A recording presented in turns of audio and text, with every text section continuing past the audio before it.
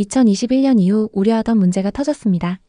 집값이 떨어지면 어떤 일이 벌어질까요? 전세 시세도 같이 떨어집니다. 이럴 때 새로운 임차인이 들어오면 어떻게 될까요? 집주인은 이전 임차인이 맡긴 전세금을 돌려줘야 하는데 그 돈이 없는 거죠. 전세보증금은 대부분 대출이나 또 다른 전세보증금으로 막아놨기 때문입니다. 이게 바로 역전세난입니다. 그리고 이 구조는 폰지 사기와 원리가 같습니다. 다음 사람의 돈으로 이전 사람에게 갚아야 굴러가는 구조. 다음 임차인이 낮은 보증금으로 들어온다면 이 구조는 순식간에 무너집니다. 이제 그 공포는 빌라 수준을 넘어 아파트 시장으로 빠르게 번지고 있습니다. 상업시설과 작은 건물들은 더 어렵습니다. 장사가 안 되면서 많은 사람들이 폐업했고 이는 고스란히 공실로 이어졌습니다. 공실이 이어지면서 주인들은 대출 이자와 관리비 내기도 어려운 상황입니다. 수많은 투자자들이 밤잠을 설칩니다. 한두 달 버티면 되겠지. 이런 식의 희망만으로 버티던 사람들이 지금은 수천만 원의 역전세와 공실을 감당하지 못해 경매에 내몰리고 있습니다. 대체 무슨 일이 벌어지고 있는 걸까요? 지금 한국 곳곳에서는 많은 사람들이 어려움을 겪고 있습니다.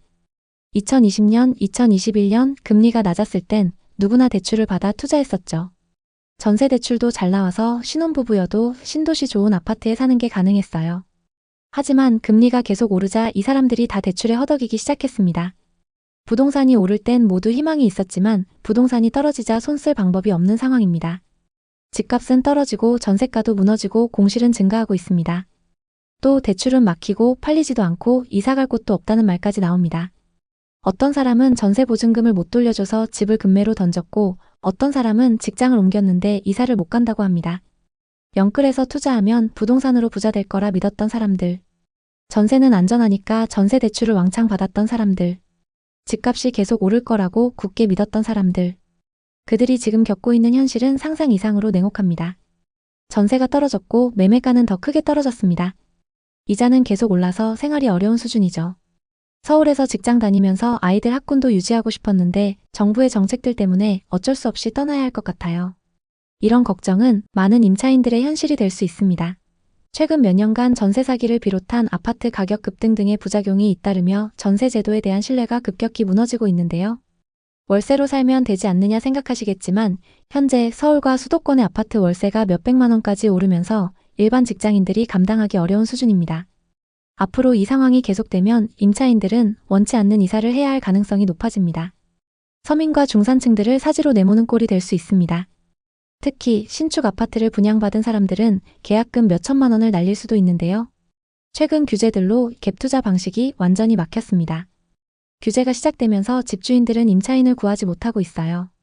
분양 아파트 집주인들 대부분이 그런 상황입니다. 분양권을 매수했던 분은 이렇게 말했습니다.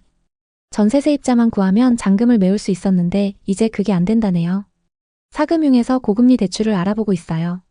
그렇게 되면 이자만 매달 수백만 원이 나가요. 새 아파트 하나 분양받는 게 평생의 꿈이었는데 이건 너무한 거 아닌가요? 수많은 가족들의 생계를 위협하는 상황입니다. 새 아파트를 분양받기 위해 여지껏 돈을 모아왔는데 이제 그 집 때문에 버티기 어려운 상황이 됐습니다. 또 이주비 대출 규제도 문제가 많습니다. 이 규제는 서울의 재건축 조합원들에게 직격탄인데요. 기존과 같이 가구당 15억, 20억 가까운 이주비를 기대했는데 이제 6억 한도 다주택자는 대출이 완전히 막혔어요. 이주를 코앞에 둔 단지들 수만 가구가 혼란에 빠졌죠.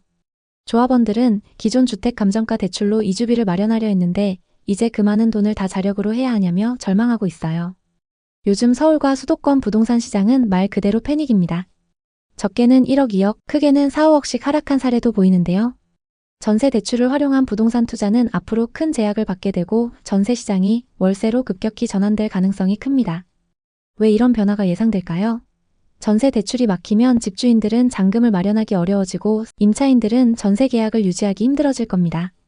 결국 집주인들은 전세 매물을 월세로 전환하거나 매물을 시장에 내놓지 않고 관망할 가능성이 높아집니다. 한국부동산원 데이터에 따르면 최근 송파구의 월세 매물 비율이 15% 이상 증가했습니다. 이 흐름은 앞으로 더욱 가속화될 것입니다. 특히 전세로 거주하던 서민과 청년층 그리고 갭투자에 뛰어든 투자자들에게 직접적인 타격으로 다가올 가능성이 큽니다. 전세라는 한국 특유의 주거 문화가 위축되면서 월세 부담이 커지고 투자자들은 자금난에 빠질 수 있습니다. 과연 이 규제가 시행되면 어떤 피해가 예상되는지 구체적으로 살펴보겠습니다. 먼저 40대 초반 최현우 씨의 이야기입니다. 그는 올해 안에 서울 아파트를 갭투자로 매수할 계획이었습니다. 현재 기준 매매는 20억, 전세는 10억 수준입니다. 현우 씨는 전세입자의 전세금을 활용해 잔금을 충당할 계획이었습니다. 성동구는 아직 갭투자가 가능하고 전세 수요도 높아서 안정적이라는 중개사의 말에 큰 기대를 걸고 자금을 마련하고 있었습니다. 특히 전세를 끼고 매수하니 자금 부담이 적다고 생각했죠. 하지만 얼마 전 규제 지역이 확대되면서 그의 계획은 실행이 불가능해졌습니다. 현우 씨는 이렇게 한숨을 내쉽니다. 10년 동안 자금을 마련해서 이번에 사려고 했는데 규제를 이렇게 해버리면 아예 집을 사지 말라는 것 같네요. 다음은 30대 후반 부부의 이야기입니다. 이들은 서울 송파구 가락동에 있는 대단지 아파트에 전세로 거주하고 있습니다. 전세 보증금은 10억. 2년 전 계약 당시 전세 대출을 5억 받아서 보증금을 마련했죠. 부부는 강남 학군과 편리한 교통을 고려해 이 아파트를 선택했고 2년 뒤 전세를 갱신하고 나중에는 자가로 매수하자는 꿈을 품고 있었습니다. 하지만 전세 대출 규제가 시행되면 이들의 안정적인 주거 계획이 흔들릴 가능성이 큽니다. 전세 대출 규제가 강화되면 부부의 전세 대출 한도가 확 줄어듭니다. 축소된 만큼 나머지 금액을 현금으로 충당해야 합니다.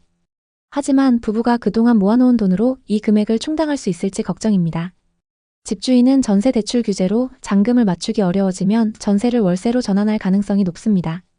예를 들어 보증금 1억에 월세 450만 원을 제한한다면 부부는 월 소득의 상당 부분을 주거비로 지출해야 합니다. 이는 저축은 물론이고 기본적인 생활비에도 큰 부담이 됩니다.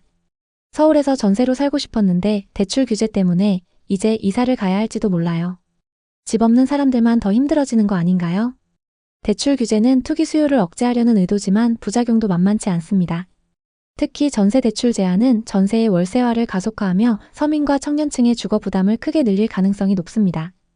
먼저 전세 대출이 제한되면 집주인들이 전세 대신 월세로 내놓을 가능성이 높습니다. 서울 아파트의 평균 전세가율은 시세의 약 5~60% 수준인데 대출 규제로 전세 수요가 줄어들면 월세 매물이 급증할 것입니다. 이미 수도권 여러 곳에서 월세 매물이 늘어나는 조짐이 보이고 있으며 앞으로 이 비율이 계속 증가할 것으로 예상됩니다. 이는 임차인들에게 월세라는 고정 지출 부담을 가중시킬 것입니다. 현금이 넉넉한 사람들은 전세를 유지할 수 있지만 대출 의존도가 높은 저소득층이나 신혼부부, 은퇴세대들은 월세로 내몰릴 것입니다. 이는 주거 양극화를 심화시키며 서울에서 서민들이 거주하기 점점 더 어려워지는 상황을 만들 가능성이 높습니다. 대출 한도 축소로 매수자들은 고가 아파트 구입을 망설이고 매도자들은 가격 하락을 우려하며 매물을 걷어들일 가능성이 큽니다. 한국부동산원에 따르면 규제 발표 이후 서울 아파트 거래량은 이미 확연히 감소했으며 당분간 더 줄어들 것으로 전망됩니다.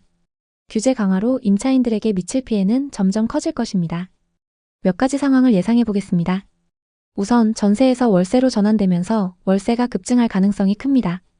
규제 시행 후 전세 대출 한도가 축소되면 전세 수요가 급격히 줄어들고 월세 수요가 늘어날 것으로 예상됩니다. 마포나 송파의 아파트 월세는 평균 300~400만 원 수준으로 일반적인 사람들이 감당하기 어려운 수준입니다. 전세 대출이 어려워지면 임차인들이 원치 않는 이사를 해야 할 가능성이 높아집니다. 예를 들어 송파구에 거주하는 사람이라면 전세 계약 만기 후 새 전세 대출을 받지 못할 경우 경기도로 이사해야 할지도 모릅니다. 서울에서 직장 다니면서 아이들 학군도 유지하고 싶었는데 대출 규제가 시행되면 어쩔 수 없이 떠나야 할 것 같아요. 이런 걱정은 많은 임차인들의 현실이 될 수 있습니다. 또 갑작스러운 규제 시행으로 일부 집주인들이 전세 보증금을 돌려주지 못하는 사례도 늘어날 가능성이 있습니다. 부동산 대책으로 담보대출은 물론 전세대출 문턱까지 크게 높아진 상태에서 임차인들은 자금 조달에 어려움을 겪고 있습니다. 또 집주인들은 보증금 반환 부담에 전세를 월세로 전환하는 사례가 늘고 있습니다. 대출 한도 축소로 임대인과 임차인 모두 자금난에 직면한 것이죠. 앞으로 점점 자금난에 빠진 집주인들이 늘어나면서 피해가 더 커질 수 있습니다. 특히 서울 수도권 지역에서 고점에 거래됐던 매물들에서 이런 위험이 발생할 수 있습니다. 전세 대출 규제로 월세 전환의 흐름은 피할 수 없지만 현명한 선택으로 피해를 최소화할 수 있습니다. 첫째, 자금 계획의 재점검.